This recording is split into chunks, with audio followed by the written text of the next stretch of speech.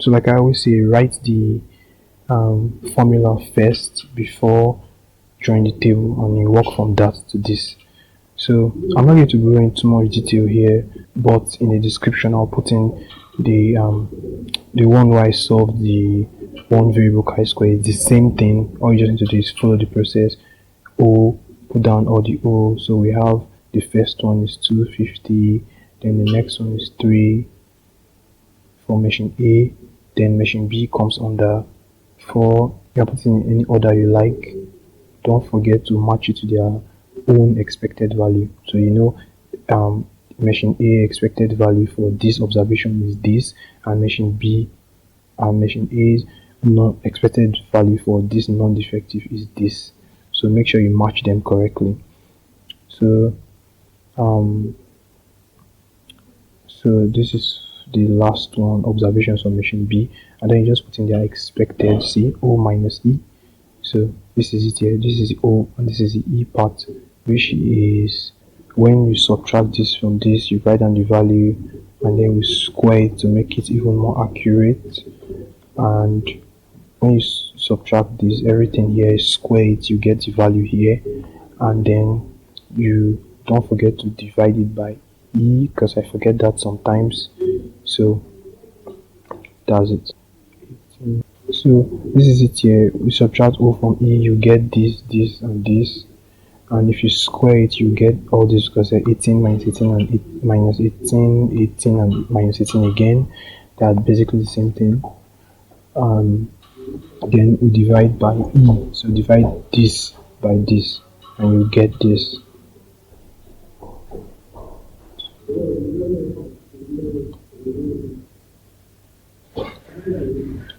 Okay, so now if you divide the O minus E square by E, so divide this by E.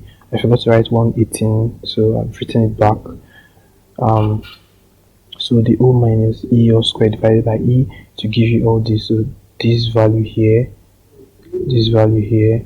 divided by the E, this value here divided by the E, this value here divided by, and to give you all this. Now we take the summation. So if we take the summation of O minus E all square divided by E, you see that this is the chi-square. So that will give us the chi-square. So basically adding all this together, and we'll get 2.1597. So this is our calculated.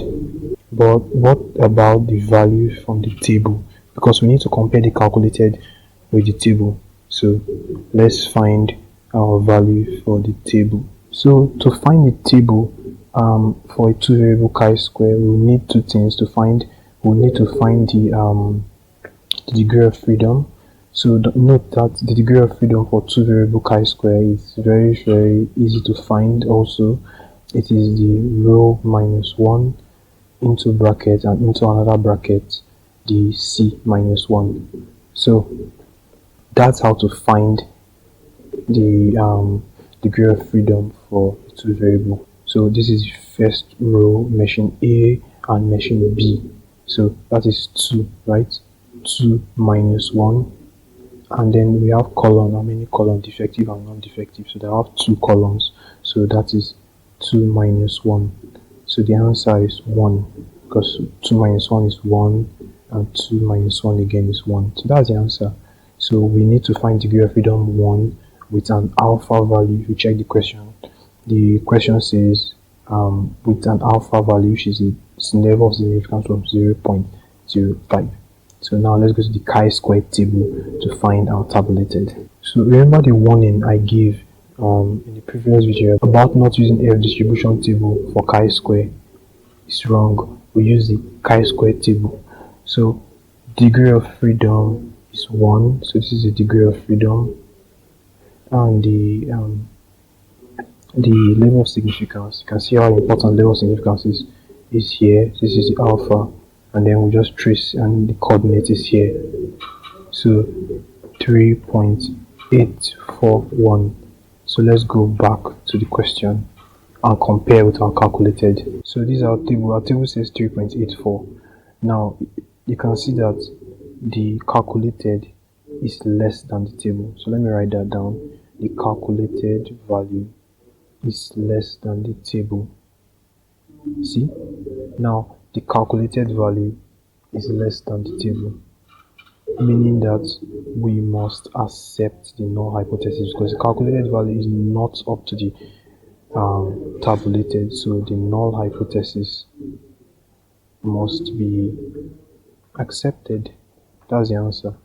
Very correct. Null hypothesis is at 0.05 level of significance.